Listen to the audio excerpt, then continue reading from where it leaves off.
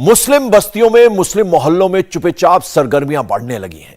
Mobile पर message ज्यादा आने लगे हैं, वीडियो भी पहले से ज्यादा फॉरवर्ड होने लगे हैं।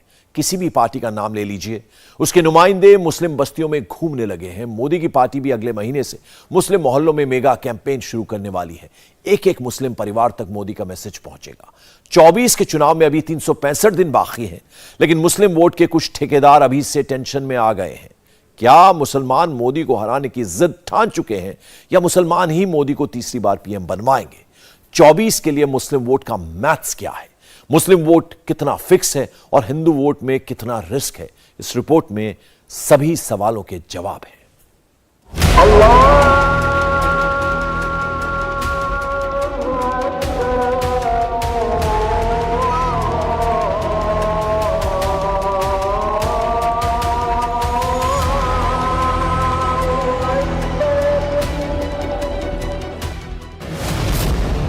क्या नरेंद्र मोदी को तीसरा टर्म मुसलमान ही दिलाएंगे?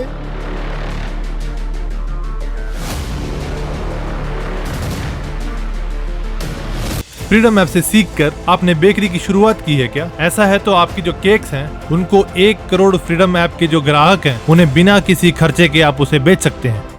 क्या प्रधानमंत्री को हराने के चक्कर में मुसलमान मोदी को जितवा देंगे?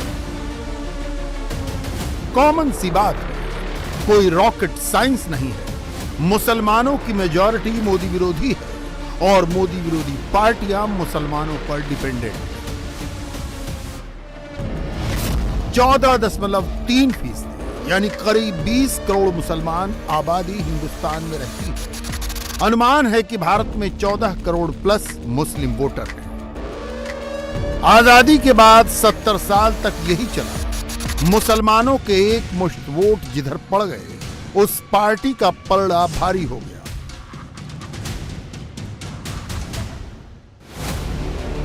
इसीलिए पॉलिटिक्स के एक्सपर्ट्स कहते हैं कि 24 में मोदी को हराने का फॉर्मूला मुस्लिम बस्ती में बन रहा है।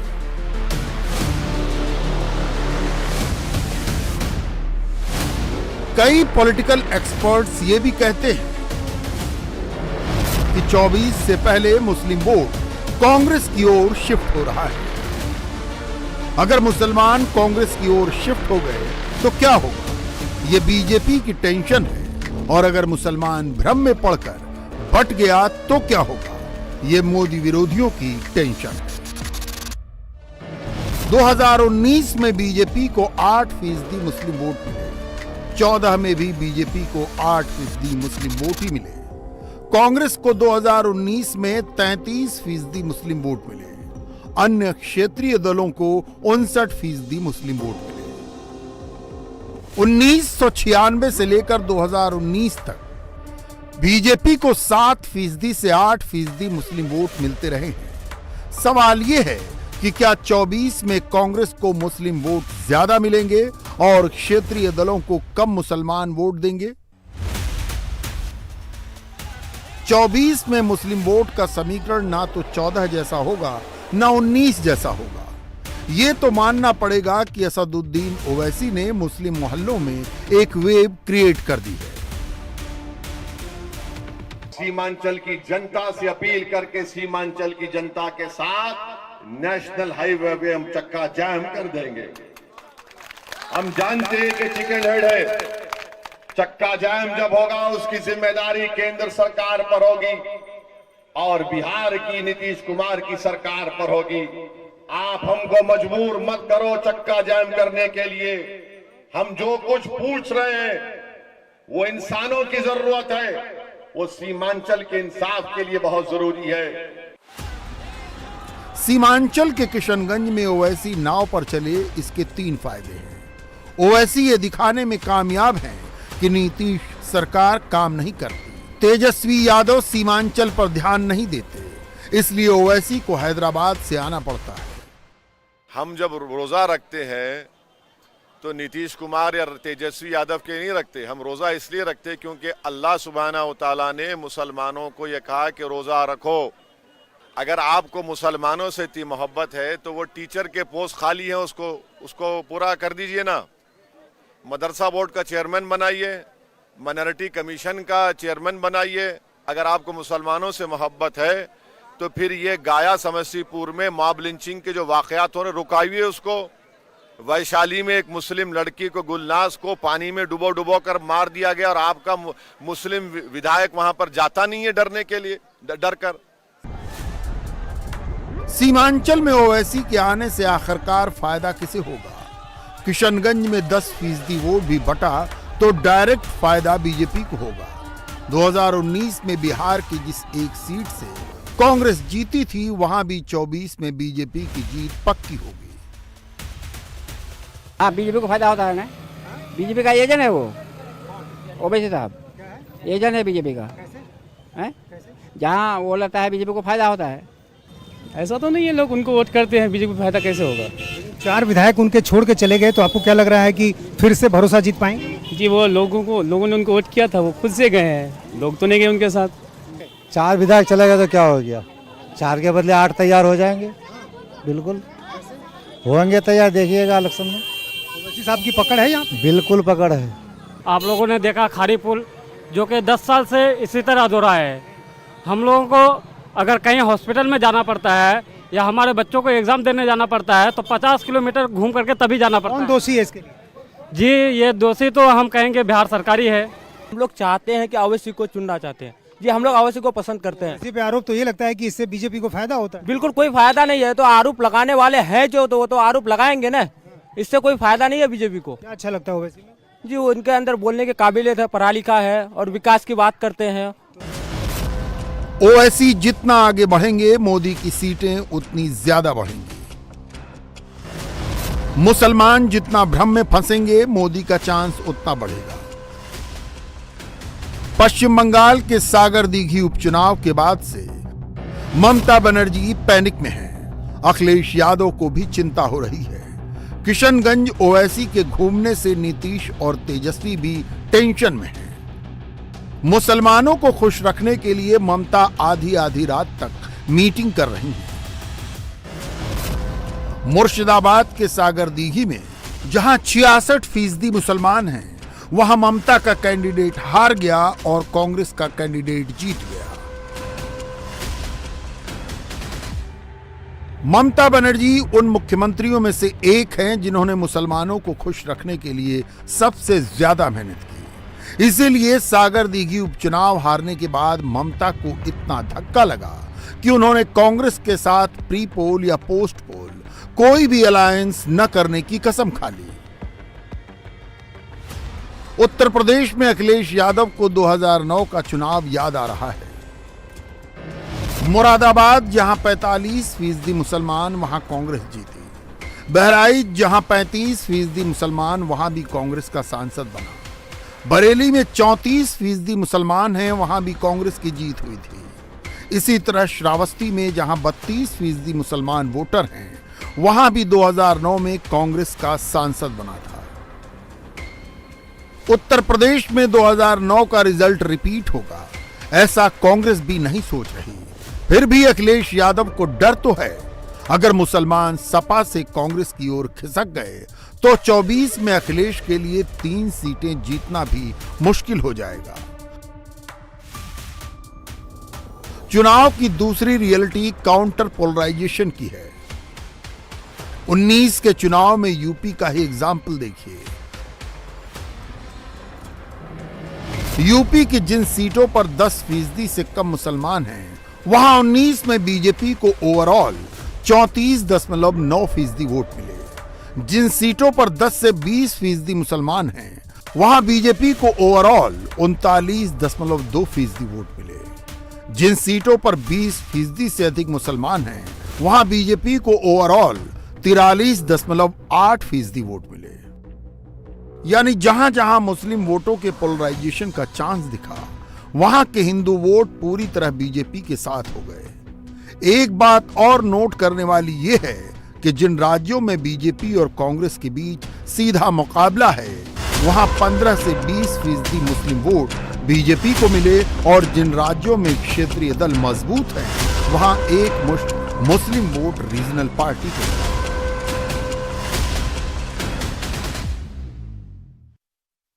अभी रीजनल पार्टीज और कुछ दल इस प्रयास में हैं कि कोई न कोई अलायंस, गठबंधन या कोई भी फ्रंट तैयार हो, और इस कोशिश में आदरणीय ममता बनर्जी जी भी काम कर रही हैं।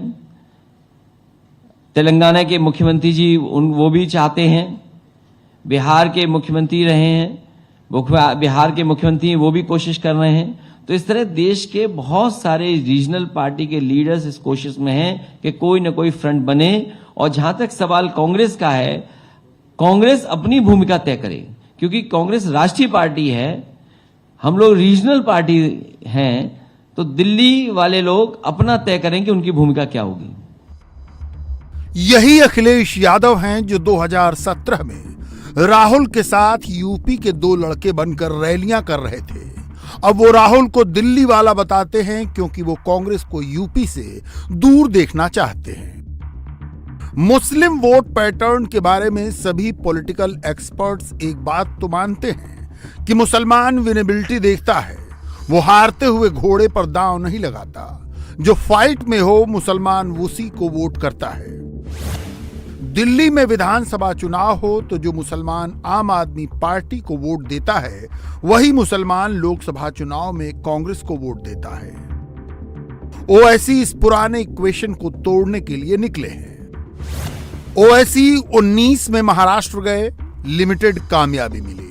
ओवैसी 20 में बिहार गए, सीमांचल की राजनीति बदल दी। ओवैसी 21 में बंगाल गए, कुछ नहीं कर पाए। ओवैसी 22 में यूपी और गुजरात गए, कोई खास कामयाबी नहीं मिली। अब ओवैसी राजस्थान, मध्य प्रदेश और बिहार के चक्कर लगा रहे हैं। राजस्थान में ओवैसी ने सबसे पहले टोंक को चुना, जो सचिन पायलट का गढ़ है। वहां गुर्जर से 1.5 गुना ज्यादा मुसलमान हैं। ओवैसी की सरगर्मियां सबसे ज्यादा नुकसान कांग्रेस का करेंगी और फायदे में बीजेपी रहेगी। मुस्लिम वोट को अपनी ओर लाने के लिए मोदी की पार्टी ने भी 1 साल का प्लान बनाया है।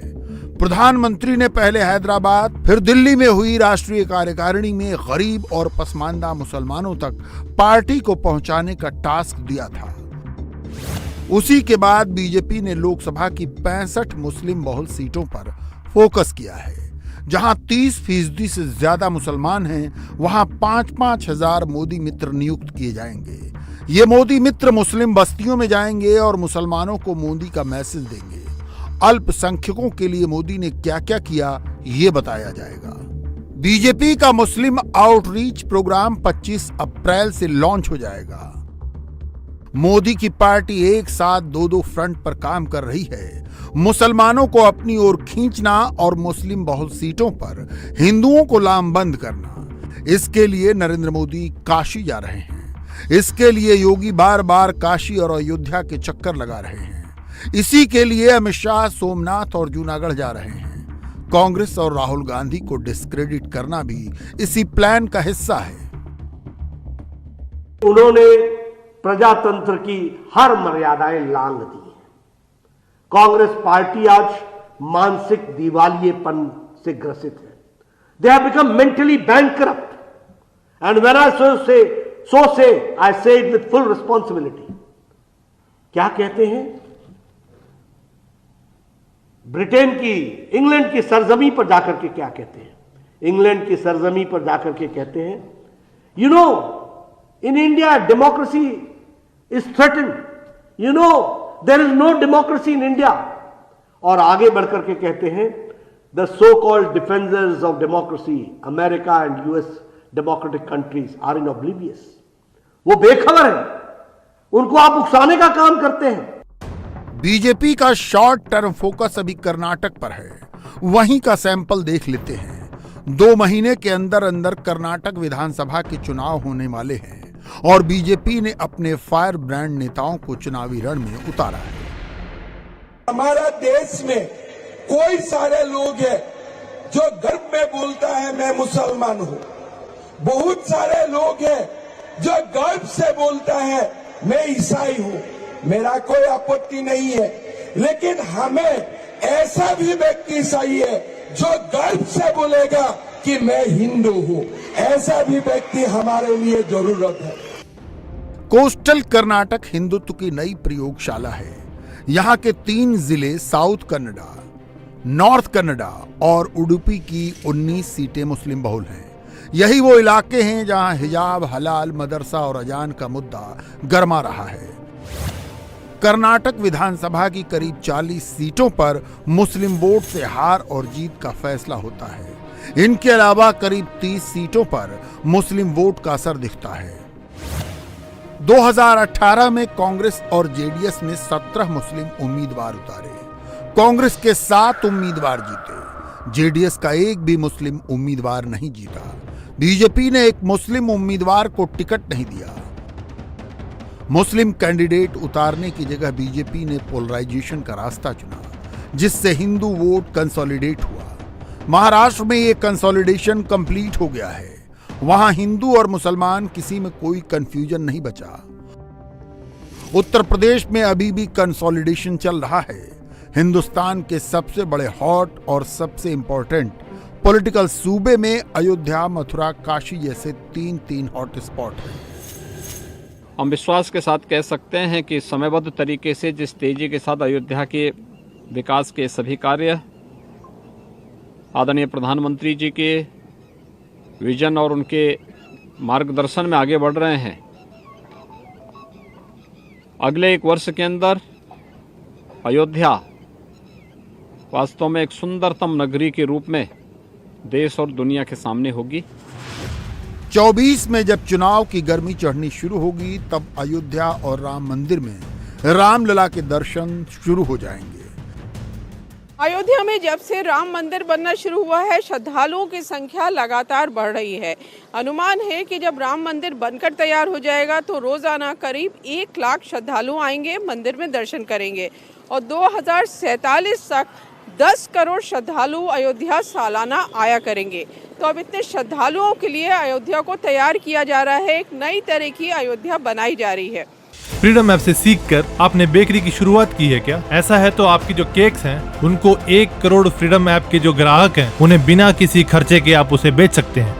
पूरी तरह से जो राम मंदिर जाने के रास्ते हैं उनको चौड़ा कर रहे हैं, जिससे श्रद्धालुओं को किसी भी तरह की दिक्कत ना हो। 3 तरह के पथ बनाए जा रहे हैं, यहाँ राम पथ, भक्ति पथ और राम जन्मभूमि पथ। पूरा रास्ता जो बनेगा, ये जो मंदिर जाने का रास्ता है वो एक तरह का बनाया जाएगा, एक तरह का डिज़ाइन होगा। अलग अलग पथ में अलग अलग कलर स्कीम होगी। अब इस राम पथ में जो मंदिर होंगे वो हरा, केसरिया और सफ़ेद रंग के बनाए जाएंगे। जो घर होंगे वो बादामी कलर के होंगे और जो व्यावसायिक भवन होंगे उनको स्लेटी और केसरिया करने की योजना है। डिज़ाइन भी एक तरह का होगा, जिससे श्रद्धालु आए और उनको ये महसूस हो मंदिर जाने के पहले कि वो भगवान राम की नगरी अयोध्या में आ गए हैं। तो जिस तरह से काशी विश्वनाथ में काशी विश्वनाथ कॉरिडोर बनाया गया है, ठीक उसी तरह से अयोध्या में राम मंदिर जाने के रास्तों को तैयार किया जा रहा है। हिंदुओं की 500 वर्षों की प्रार्थना पूरी होने वाली है। मोदी, योगी, शाह कुछ कहें या न कहें, हिंदू जनमानस पर अयोध्या का असर होगा ही। इंडिया टीवी हर वक्त हर जगह डाउनलोड करने के लिए सर्च करें India TV news Google play store या ऐप स्टोर पर।